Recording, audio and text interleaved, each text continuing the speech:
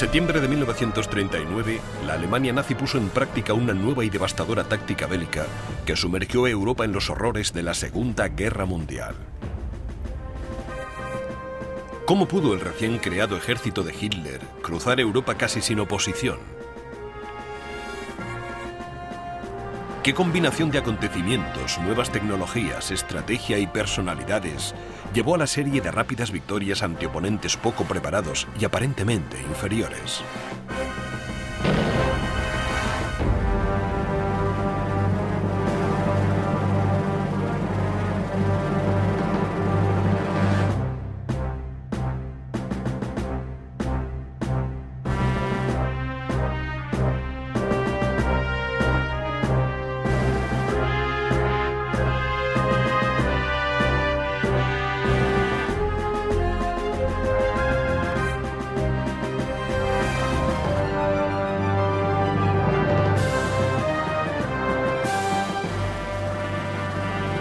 Segunda Guerra Mundial.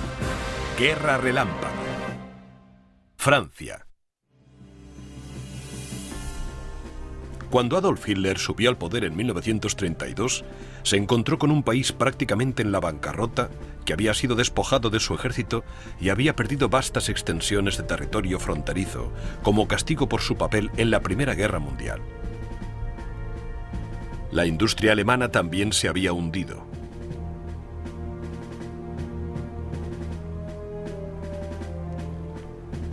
Hitler declaró que reconstruiría Alemania y le devolvería su antiguo esplendor, y se embarcó en un programa de rearme e industrialización militar en claro desafío a los tratados internacionales.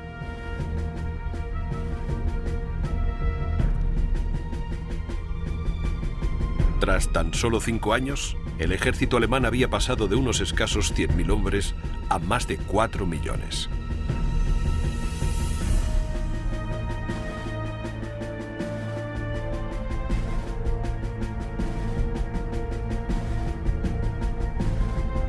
Cuando las fábricas alemanas empezaron a producir tanques y aviones, y los astilleros barcos y submarinos, Hitler empezó a exigir el retorno de los territorios perdidos por Alemania, pero insistió siempre en que solo quería un trato justo para Alemania, no la guerra. Sin embargo, Adolf Hitler y sus generales habían desarrollado una gran estrategia, una estrategia militar que creían que permitiría a Alemania causar estragos entre sus vecinos. Dicha estrategia fue conocida como Blitzkrieg o Guerra Relámpago. A diferencia de las interminables batallas de trincheras de la Primera Guerra Mundial, la Blitzkrieg utilizaba tanques y bombarderos en picado para ganar territorio enemigo, atravesaba las líneas de frente enemigas y acorralaba al ejército defensor en bolsillos para rodearlo y destruirlo.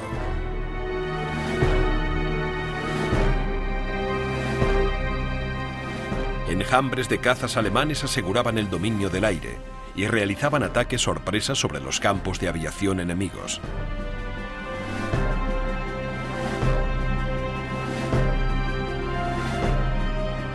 Los centros urbanos eran aterrorizados con los bombardeos de los Heinkels y los Dorniers alemanes.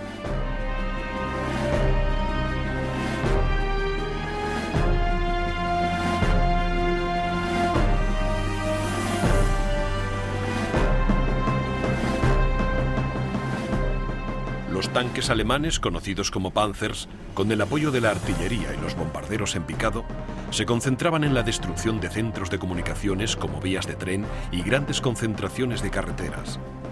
Estos golpes, tan devastadores e inesperados como rápidos y seguidos, fueron ideados específicamente para doblegar al enemigo en cuestión de días.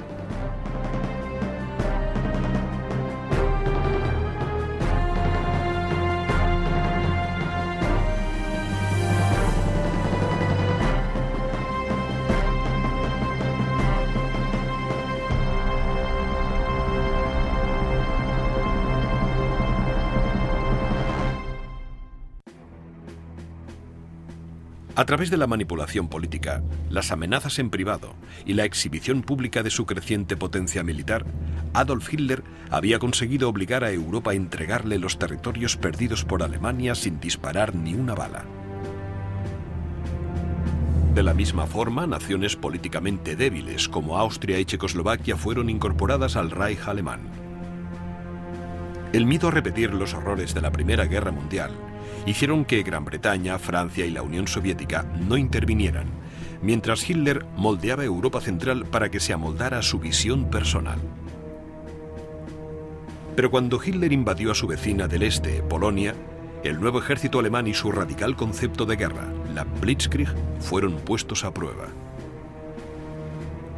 Polonia se defendió con furia, atacando a los tanques alemanes con un equipo y unas tácticas trágicamente obsoletos.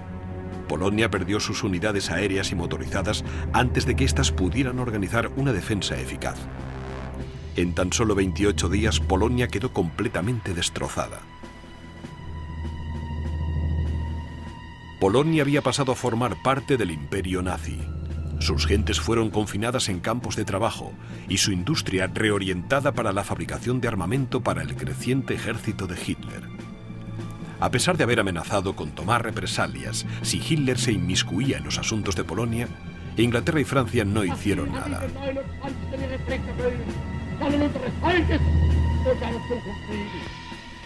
Un Hitler triunfante se mofaba abiertamente de Francia e Inglaterra. Llamó gusanos a sus embajadores y viejas asustadizas a sus líderes.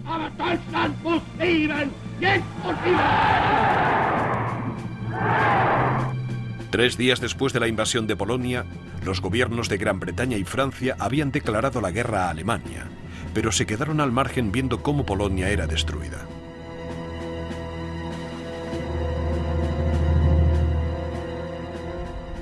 Hitler sabía que Francia, a pesar de su potencial militar, no quería entrar en combate. Pero Inglaterra, que tenía la flota más poderosa del mundo, ya era otra cosa. Lo mejor que le podía pasar a Hitler era que cuando los tanques alemanes entraran en Francia, Gran Bretaña hiciera lo mismo que había hecho cuando Alemania ocupó Austria y Checoslovaquia y destruyó Polonia. Absolutamente nada. Pero mientras Adolf Hitler y su alto mando empezaban a planear la invasión de Francia, estaban temporalmente distraídos por los peligrosos acontecimientos que se sucedían en Escandinavia. Los finlandeses se defendían de una invasión rusa y Hitler temió que Francia y Gran Bretaña ayudaran a Finlandia entrando por el Báltico.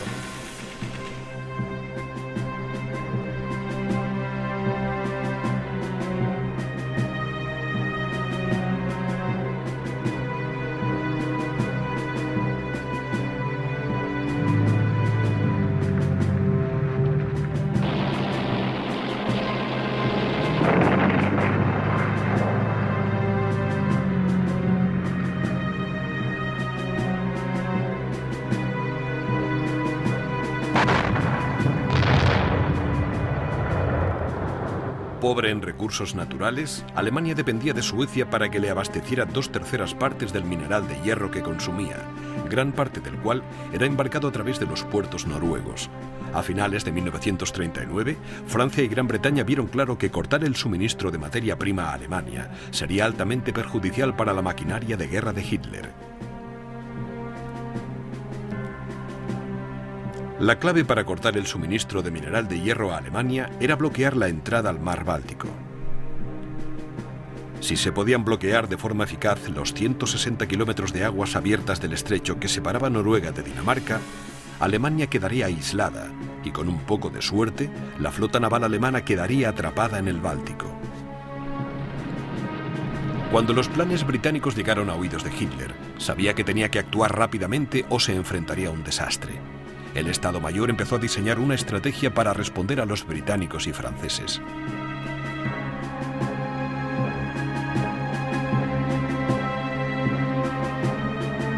La operación dependería no solo de mantener a los británicos lejos de Noruega, sino también de capturar Dinamarca, que quedaba entre Noruega y Alemania y dominaba el extremo sur del pasaje del Báltico. Evitando una intervención inmediata solo por miedo a enfurecer a la Unión Soviética, que hacía mucho que deseaba establecerse en Escandinavia, la oportunidad de Hitler llegó cuando Rusia invadió Finlandia en noviembre de 1939. El pacto de no agresión mutua entre Rusia y Alemania garantizaba que se respetarían los territorios mutuamente, y cuando Hitler, convenientemente, no puso objeción a la invasión de Finlandia por parte de Rusia, dejó abierta la puerta para que Alemania pudiera hacer un movimiento similar contra Noruega.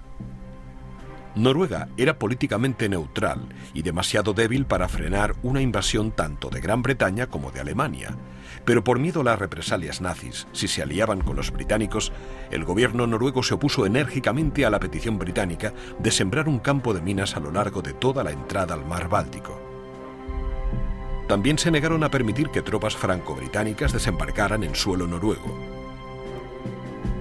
Las negociaciones de los aliados con los noruegos duraron más de un mes, y durante todo este tiempo estudiaron cómo plantar campos de minas y bloquear los puertos noruegos.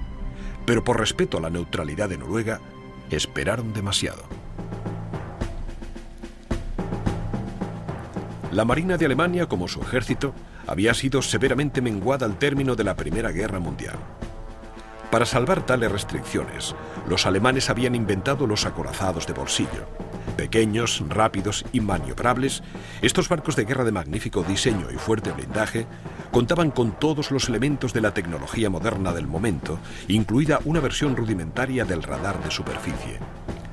Maximizando su velocidad y potencia de fuego, estos barcos podían superar fácilmente a los enormes barcos de guerra y destructores británicos e iban a necesitar cualquier ventaja posible si debían enfrentarse a la increíblemente potente Marina Real británica. El plan de Hitler para la invasión de Dinamarca y Noruega era extremadamente arriesgado. Los barcos alemanes debían navegar directamente hacia las aguas territoriales noruegas, utilizando el radar de superficie para evitar las unidades de bloqueo de la Marina Real. Entonces, la flota alemana debía entrar directamente en los puertos noruegos para que las fuerzas invasoras desembarcaran. En cuanto las tropas hubieran desembarcado, los barcos debían partir antes de caer en manos de los británicos, un enfrentamiento del que sin duda la Marina Real saldría triunfante.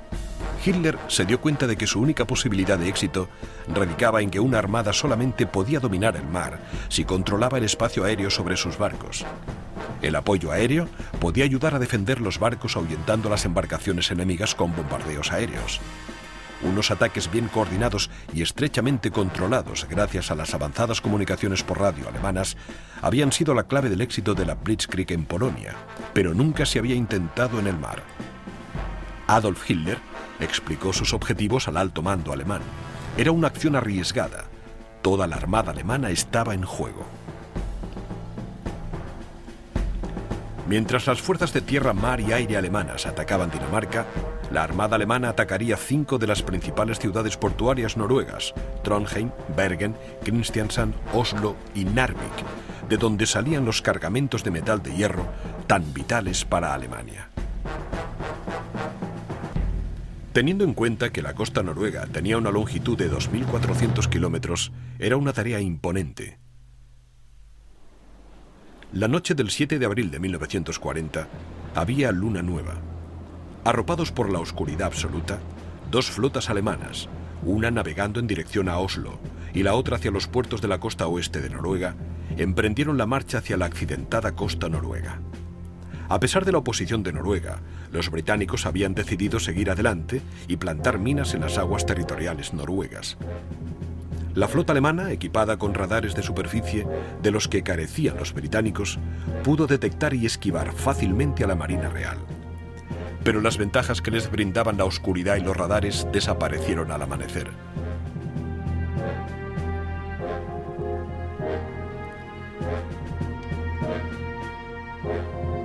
El primer enfrentamiento tuvo lugar en el puerto de Narvik.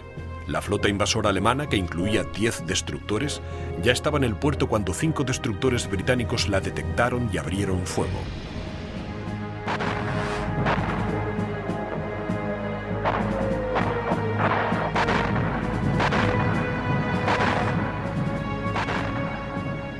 En cuestión de horas, 10 barcos alemanes habían sido hundidos.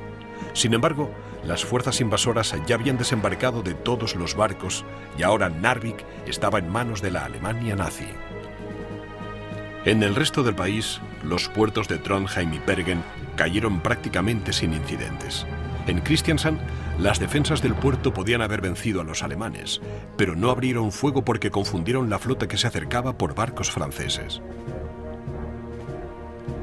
En Oslo, Las baterías portuarias hundieron el crucero pesado Blücher antes de que pudiera desembarcar a las tropas.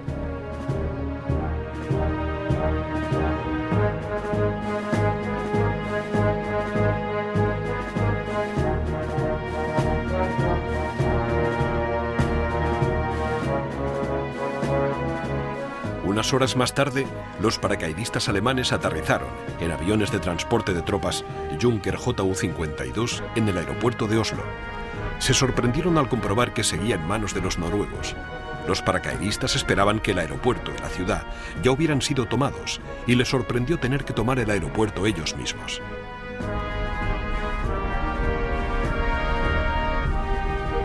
Los alemanes, eufóricos, organizaron un gran desfile de la victoria en la capital. Sin salir de su asombro, los habitantes de Oslo asumieron que su gobierno ya había caído.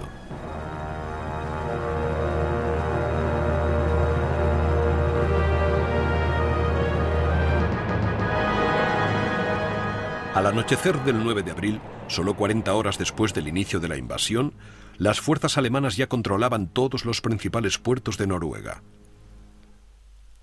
A lo largo de los 160 kilómetros de agua que separaban a Noruega del continente europeo, Dinamarca, aislada entre Alemania y el mar, cayó prácticamente sin ningún incidente. Los aliados habían sido claramente superados y lanzaron una contraofensiva precipitada. 57.000 soldados franceses y británicos fueron enviados a ganar terreno al centro de Noruega, mientras la Marina Real se disponía a destruir la potencia naval alemana.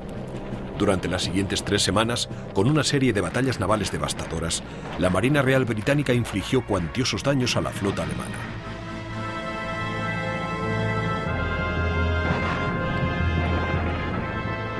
Después de Noruega, Alemania se quedó con tan solo 2 cruceros y 4 destructores preparados para entrar en combate. Era la primera grieta en el muro de la potencia militar alemana y una pérdida de la que la Armada alemana no se recuperaría jamás.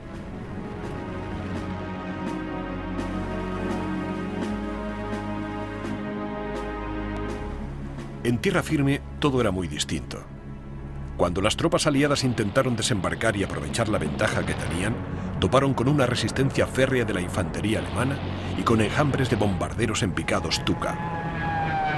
Bajando en picado desde 10.000 pies para soltar su carga mortal, los Stuka podían lanzar las bombas con increíble precisión, frustrando así cualquier intento de los aliados de desembarcar una fuerza lo suficientemente grande como para que fuera efectiva. Las tropas aliadas que consiguieron desembarcar fueron liquidadas por la infantería alemana en cuanto intentaron avanzar hacia el interior. El intento de recuperar Trondheim fue un fracaso absoluto. Con una fuerza compuesta por 13.000 hombres que debían enfrentarse a tan solo 2.000 alemanes, los aliados fueron incapaces de desembarcar los suficientes tanques y cañones antiaéreos para poder seguir adelante con la ofensiva. Mientras tanto, las fuerzas alemanas eran cada vez más numerosas y recibían nuevos equipos y municiones por aire y por mar desde la ocupada Dinamarca.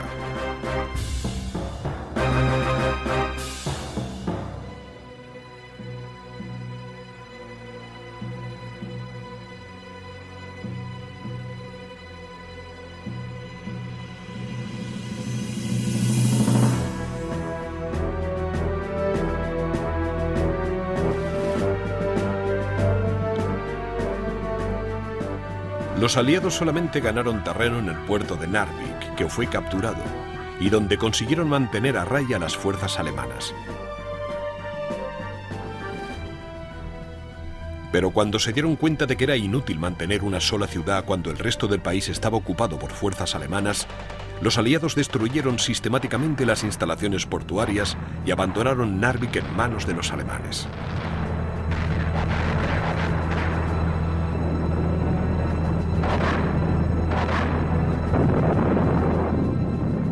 A estas alturas, la atención de Adolf Hitler se centraba en sus vecinos más cercanos, y las tropas británicas y francesas hacían más falta en otra parte.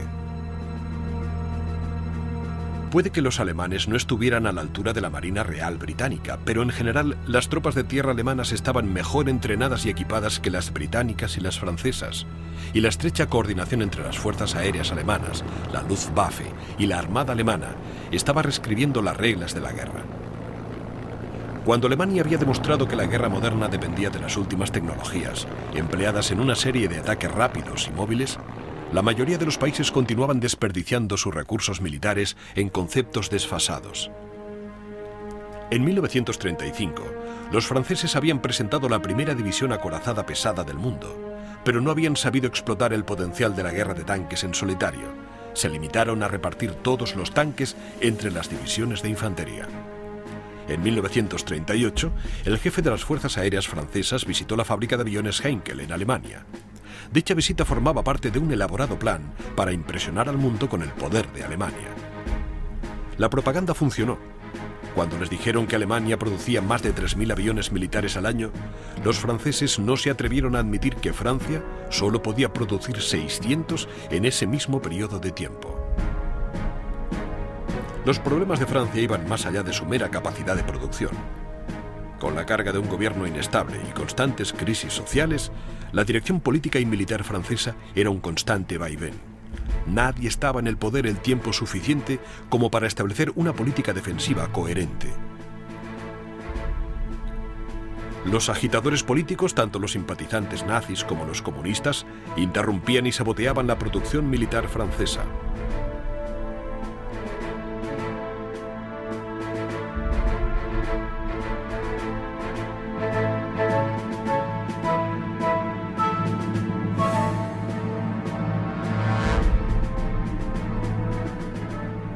En 1940, el 80% de los tanques franceses aún no tenían radio. Para colmo de males, muchos de los soldados franceses eran reservistas. Otros eran veteranos de la Primera Guerra Mundial, hombres de mediana edad muy desentrenados. Los excesos con la bebida eran tan comunes entre los reservistas franceses que en las estaciones de ferrocarril había unas áreas especialmente habilitadas para que los reservistas llamados a filas se despejaran. A pesar del evidente buen hacer de las nuevas y rápidas tácticas ofensivas alemanas, los estrategas militares franceses se aferraban tercamente a la aproximación tradicional de la defensa estática que también les había ido en la Primera Guerra Mundial.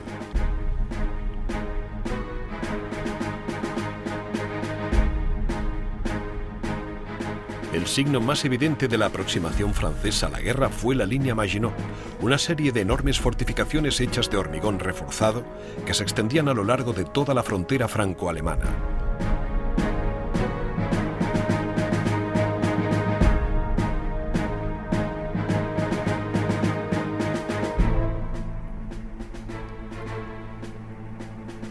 A lo largo de la línea había varios fuertes interconectados a través de un tren subterráneo. Enormes depósitos de abastecimiento contenían combustible y munición. En cada fuerte había hasta 1000 hombres y tenían su propio cine y zona de ocio. A pesar de ser muy impresionante, la línea Maginot no era perfecta. Solo se extendía hasta la frontera de Francia con Bélgica.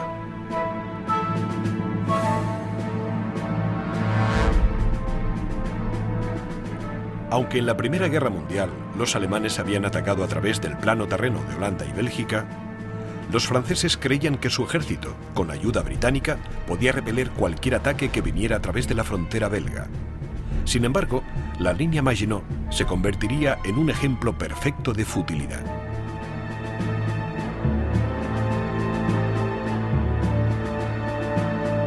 Cuando Alemania invadió Polonia en septiembre de 1939, 150.000 soldados británicos, con 24.000 vehículos y provisiones, llegaron a Francia.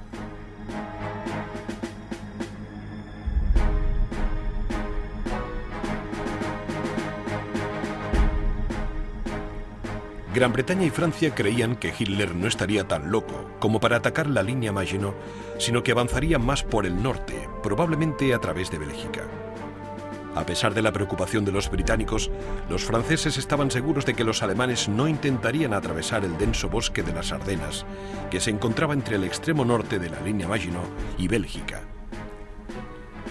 Los británicos instaron a todas las naciones de Europa Occidental para que se prepararan contra una inminente ofensiva alemana, pero los franceses no vieron razón alguna para poner a su ejército en alerta máxima hasta que los alemanes empezaran a avanzar. Bélgica, que era neutral, se negó tercamente a participar en ningún tipo de planificación o maniobras internacionales. Ahora le tocaba mover a Alemania. Para recibir el tan esperado ataque alemán, todas las reservas francesas, el séptimo ejército, se desplegaron por el flanco izquierdo para encontrarse con las fuerzas holandesas. Con un solo movimiento, las reservas aliadas habían sido retiradas de la inminente batalla. Cuando el alto mando alemán planeaba la invasión de Francia y los Países Bajos, algunos de sus miembros plantearon que un ataque a través de Bélgica era tan predecible que sin duda encontrarían una enorme concentración de tropas aliadas. Para ellos, la elección más obvia era un avance a través de las boscosas colinas de las Ardenas, precisamente porque era el último lugar en el que les esperarían. El nombre en código del plan alemán era Corte de Hoz. El grupo B del ejército debía entrar en Bélgica, arrastrando a los aliados hacia la frontera alemana y atacándoles con tal violencia que no pudieran escapar. Mientras tanto, el grupo A avanzaría a través de las Ardenas y se posicionaría detrás de los aliados, y entonces les presionaría contra el avance hacia el sur del grupo B, una maniobra en pinza casi idéntica a la que había sido utilizada para destruir las defensas polacas.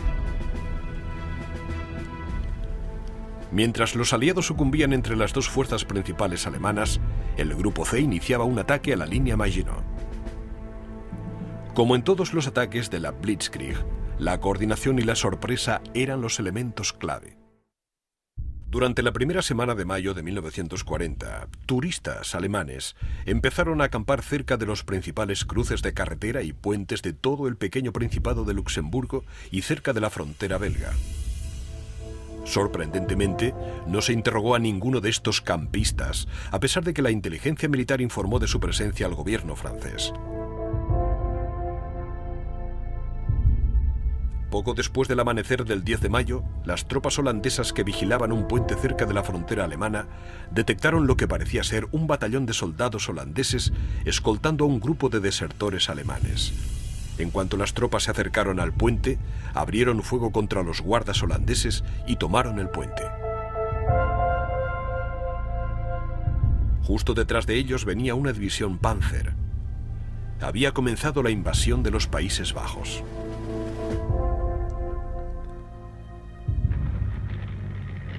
Los tanques alemanes traspasaron la frontera holandesa, seguidos de la infantería motorizada y kilómetros de vehículos de provisiones. Hacia el norte, la campiña holandesa se estremeció ante el ataque del grupo B del ejército.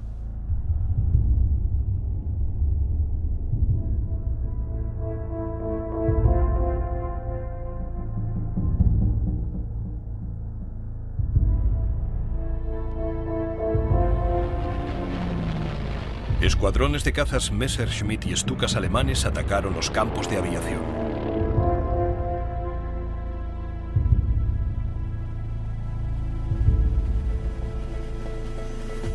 Las reales fuerzas aéreas holandesas fueron destruidas antes de que pudieran despegar.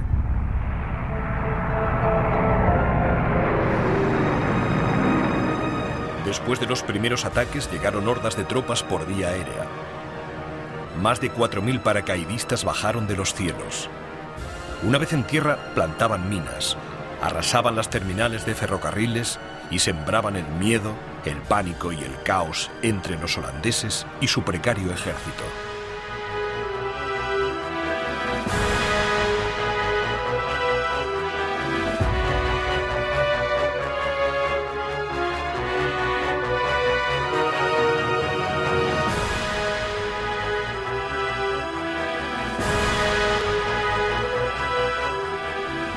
Los paracaidistas alemanes tomaron puntos clave en Rotterdam y sus alrededores, mientras las divisiones de infantería motorizada capturaban La Haya, que, como Rotterdam, aún temblaba por el bombardeo aéreo de primera hora de la mañana. Al darse cuenta de que no tenían ninguna posibilidad de detener el avance de los alemanes, los holandeses iniciaron una retirada organizada, destruyendo muchos de sus propios puentes y diques para obstaculizar la progresión de los invasores nazis, y con la esperanza de ganar tiempo para que franceses y británicos pudieran avanzar a través de Bélgica. Sin embargo, a la mañana siguiente, el 12 de mayo, Holanda estaba desesperada. Los alemanes habían llegado a la orilla del Zuiderzee y el ejército holandés hacía cuanto estaba en sus manos para establecer defensas de perímetro alrededor de Róterdam, Ámsterdam y Utrecht. Las fuerzas aéreas británicas habían intentado destruir puentes clave y aliviar la presión sobre los holandeses, pero la Luftwaffe siempre las ahuyentaba y a veces les infligía grandes pérdidas. Para sorpresa de los alemanes, los holandeses se defendieron con furia. Los soldados y los marines holandeses volvieron a tomar varios aeropuertos e hicieron más de 1000 prisioneros alemanes, incluso iniciaron un contraataque en el corazón de Róterdam. Molesto por la obstinación de los holandeses por luchar, el 14 de mayo Hitler ordenó a la Luftwaffe que volviera a Róterdam y La Haya. A pesar de que la guarnición holandesa de Róterdam había accedido a rendirse, una fuerza de 100 bombarderos Heinkel, muchos cargados con bombas incendiarias, atacaron la ciudad sin piedad. Murieron 1 millar de civiles y más de 75.000 perdieron sus hogares cuando los bombardeos arrasaron uno de los puertos más antiguos de Europa.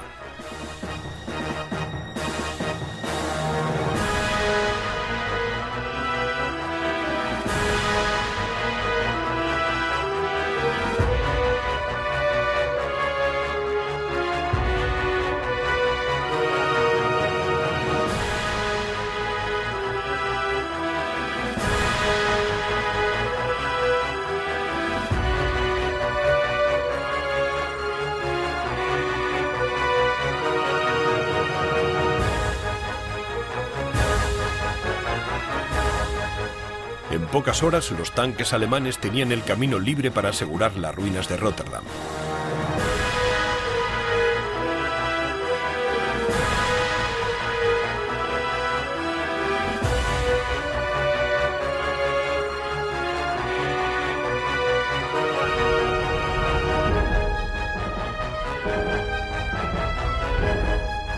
Con el país en ruinas, los holandeses se rindieron.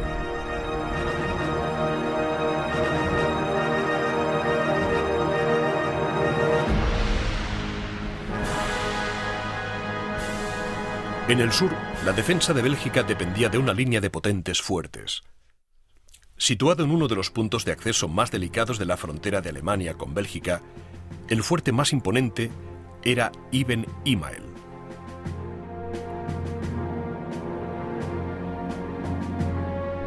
Rodeado de cañones de largo alcance, tenía fama de ser inexpugnable.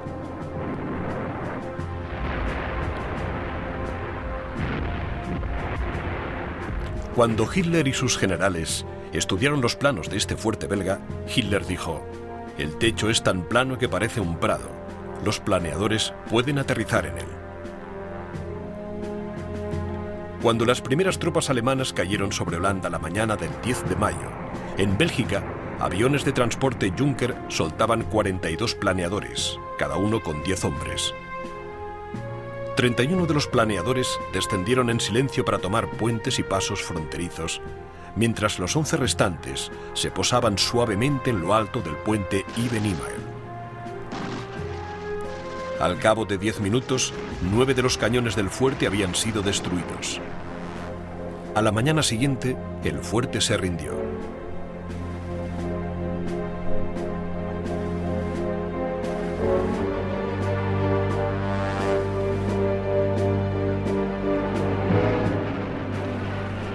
Los ataques incesantes de los bombarderos en picado Stuka detenían a las tropas belgas que intentaban defender su frontera.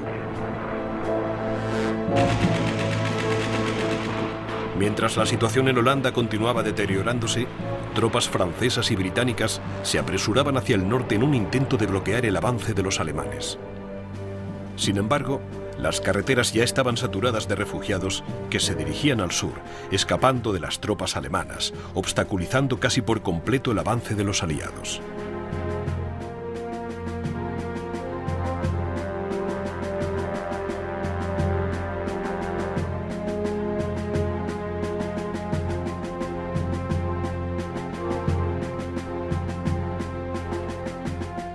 Cuando por fin la columna de relevo penetró en territorio belga, los belgas, por temor a las represalias de los alemanes, detuvieron a los británicos por cruzar ilegalmente su frontera.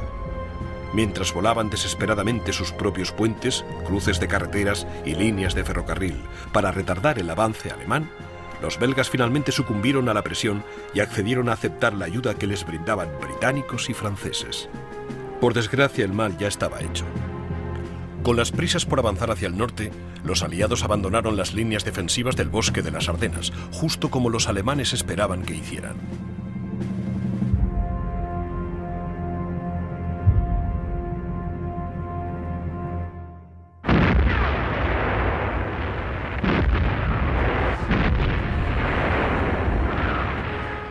Al final del primer día de enfrentamientos, era dolorosamente obvio que la Blitzkrieg de Hitler no había perdido efectividad.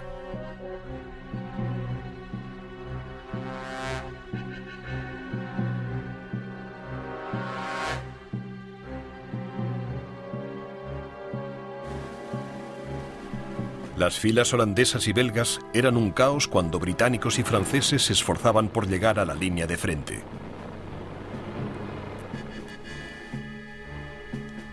Pero la mayor amenaza aún estaba por llegar. Dentro del bosque de las Ardenas, una columna de tanques y equipos alemanes de 160 kilómetros de largo avanzaba con paso firme hacia la frontera francesa.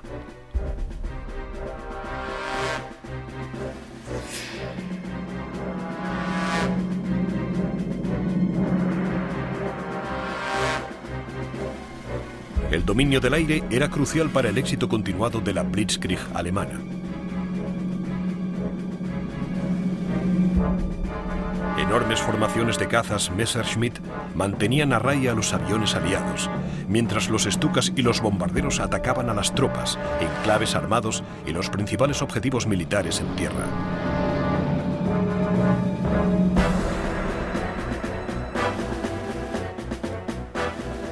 De los 38 bombarderos que los aliados enviaron contra los alemanes el primer día de enfrentamientos, 18 fueron derribados y el resto dañados. Sin duda, los alemanes dominaban los cielos. Las fuerzas aliadas contaban solamente con 1.800 aviones entre los 3.500 de Alemania. Sencillamente, los aliados no estaban a la altura de la Luftwaffe.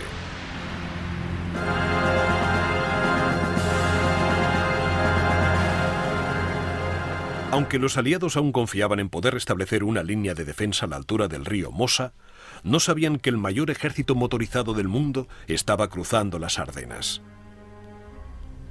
El Grupo A del ejército alemán estaba formado por 7 divisiones Panzer, que contaban con 2.270 tanques, cañones autopropulsados y vehículos blindados, y estaban a punto de atravesar el extremo norte de la línea Maginot.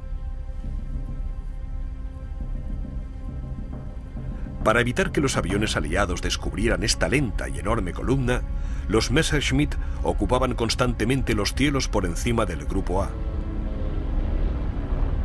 Pero los aliados no aparecieron.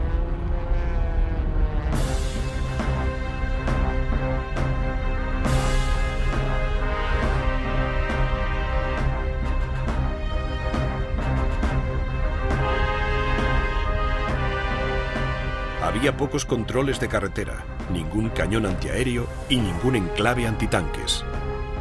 En el primer día de avance de las Ardenas hacia territorio francés, los alemanes solo toparon con 300 tanques franceses que habían sido destinados a la frontera por si acaso.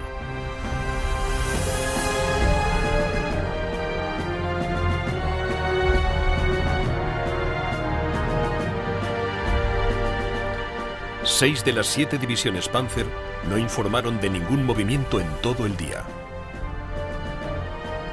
Dispersándose por toda la campiña francesa a medida que iban avanzando, los tanques alemanes se estaban volviendo vulnerables ante un contraataque efectivo, pero no hubo ninguno.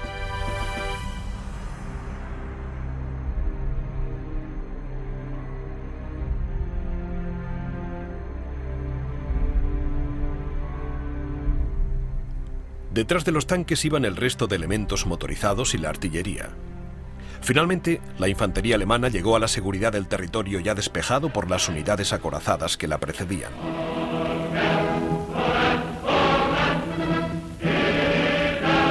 Las unidades motorizadas y la infantería avanzaban en 2 o 3 columnas paralelas.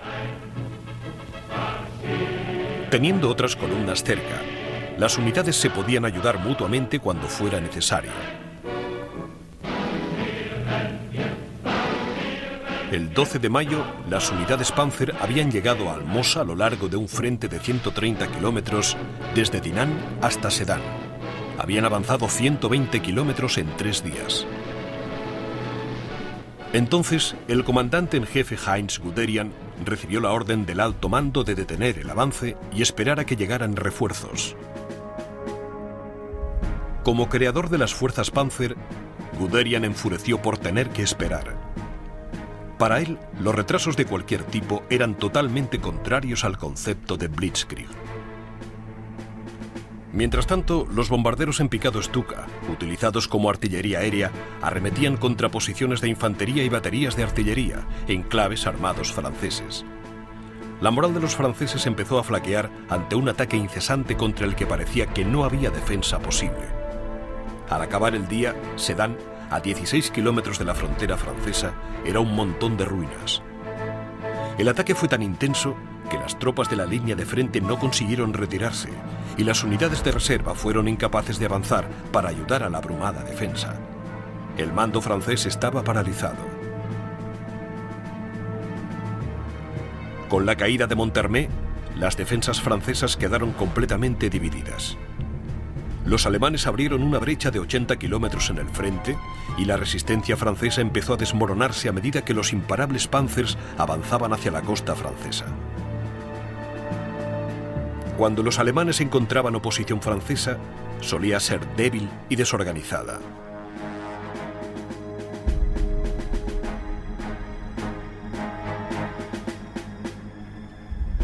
Parte de las fuerzas francesas luchaban con valentía, pero estaban muy mal equipadas. Muchos enclaves armados tenían solamente 40 o 50 proyectiles. No podían hacer mucho.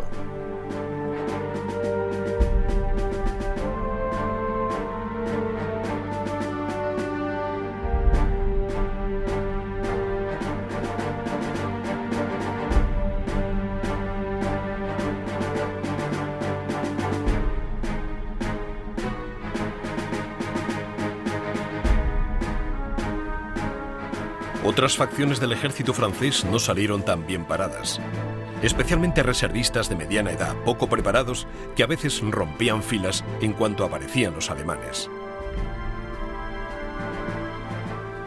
Pero el mayor fallo de la defensa francesa fue la falta casi absoluta de coordinación y el casi inexistente sistema de comunicaciones, exactamente lo mismo que hizo que la Blitzkrieg funcionara con una precisión tan devastadora.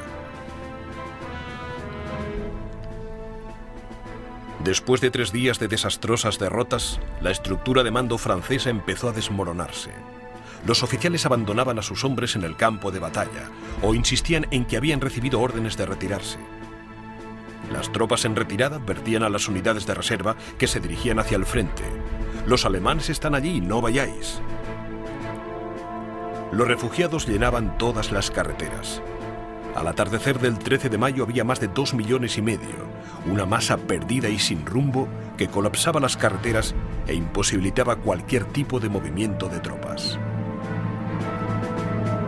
Más allá de este desfile de los desposeídos y sin hogar, había 2 ejércitos, los franceses, normalmente en retirada, y los alemanes, que seguían avanzando. Cuando se encontraron, los franceses, mudos ante la velocidad con que se hundía su país, sencillamente depusieron las armas y se dirigieron lentamente hacia el este, hacia los campos de prisioneros de guerra nazis.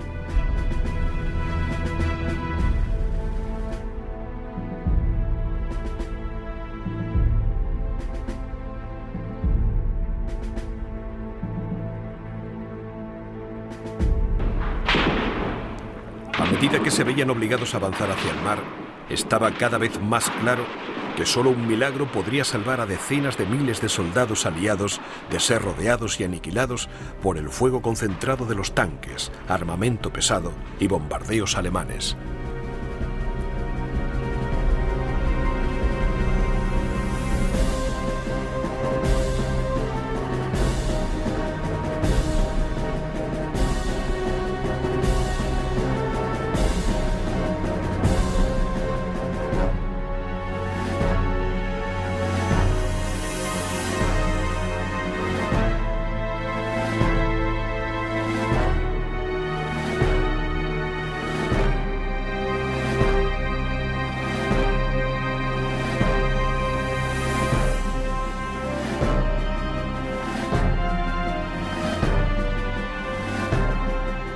22 de mayo los aliados establecieron un círculo de defensa alrededor del puerto francés de Dunkerque, en un esfuerzo desesperado para detener el avance de los alemanes el tiempo suficiente para que pudiera lanzarse una misión de rescate.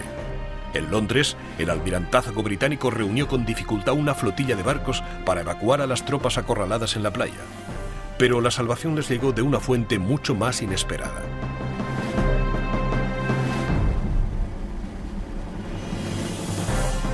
Las tropas alemanas ya habían tomado los puertos de Abbeville, Boulogne y Calais, y podrían haber llegado a Dunkerque para el 23 de mayo, mucho antes de que pudiera iniciarse la evacuación.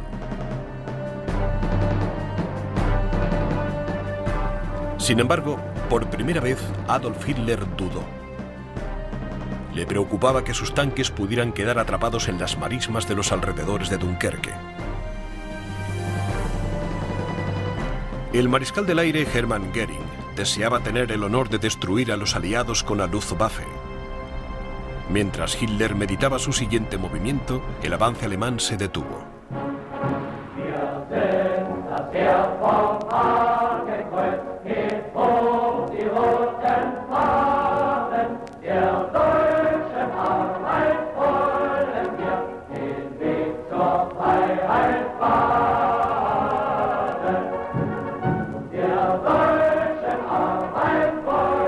Tres días después, Hitler finalmente permitió que los tanques atacaran a las tropas atrapadas, pero para entonces el plan de evacuación de la Marina Real estaba en pleno funcionamiento.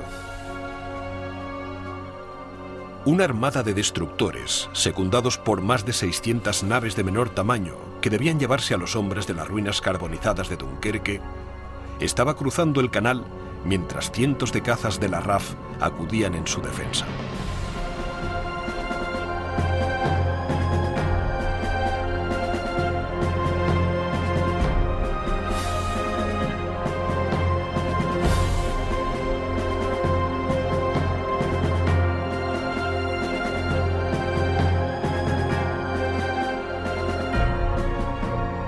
Cuando los alemanes se acercaron lentamente al perímetro de defensa de Dunkerque, Panzers y Stukas invadieron las playas de forma implacable, mientras Messerschmitt ME-109 barrían las playas con fuego de ametralladoras y cañones. Durante casi una semana, los aliados defendieron heroicamente su pedacito de territorio, permitiendo así que más de 350.000 de sus camaradas franceses, británicos y belgas escaparan por el canal hasta Inglaterra.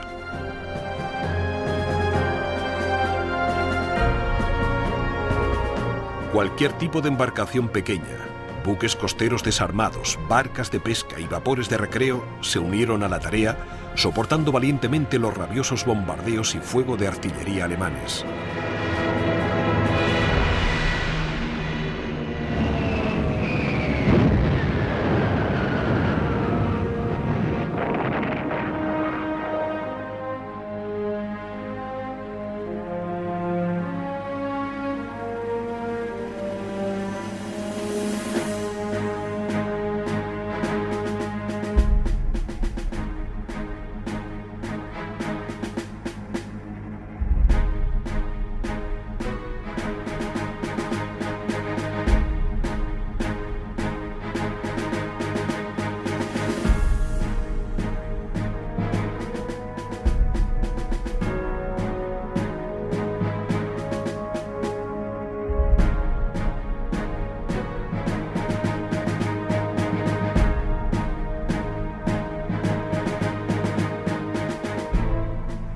El 3 de junio los alemanes llegaron a Dunkerque. Ya no se podía proseguir con las evacuaciones. El día siguiente las tropas aliadas que quedaban se rindieron. La evacuación les había costado a los británicos 6 destructores, 24 barcos de guerra pequeños, 99 aviones y casi una cuarta parte de los 665 ferries que participaron.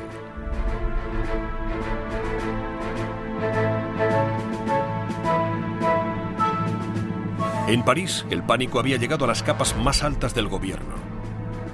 Mientras los civiles huían de la ciudad despavoridos, los representantes del gobierno, formalmente vestidos, tiraban carretadas de documentos a las calles para quemarlos en enormes hogueras. París se estaba rindiendo sin luchar.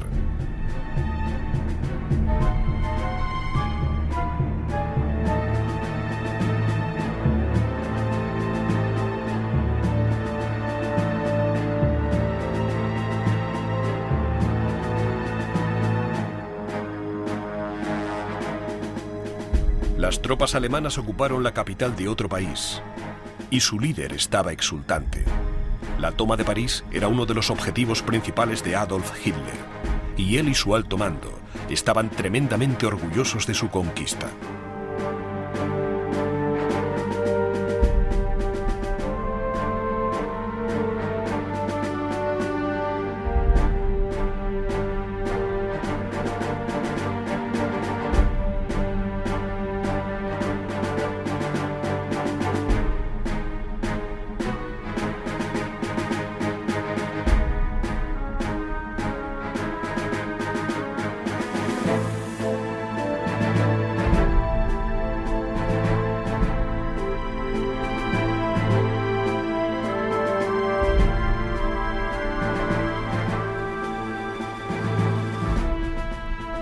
La batalla por el control del oeste de Europa había terminado. Los aliados habían perdido demasiado equipo para organizar un contraataque efectivo. A pesar de su evidente éxito, la estrategia de la Blitzkrieg empezaba a tener grietas. Era vulnerable ante un tipo determinado de contraataque, especialmente cuando se ralentizaba o se detenía su avance.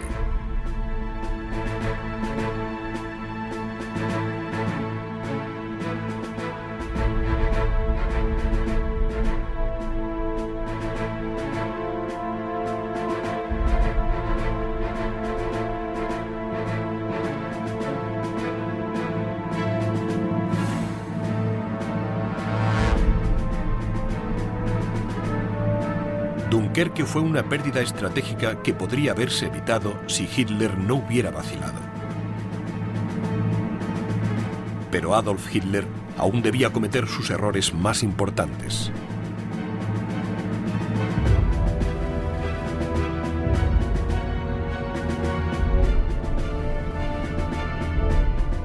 Tras años planeando la destrucción de sus enemigos, no había pensado en qué hacer después, ni en cómo retener los territorios conquistados. De momento, Hitler solo tenía una cosa clara. La Unión Soviética era la única potencia que quedaba en Europa lo bastante fuerte como para desafiar al Tercer Reich, y eso no lo podía tolerar. La Blitzkrieg ya tenía su objetivo definitivo.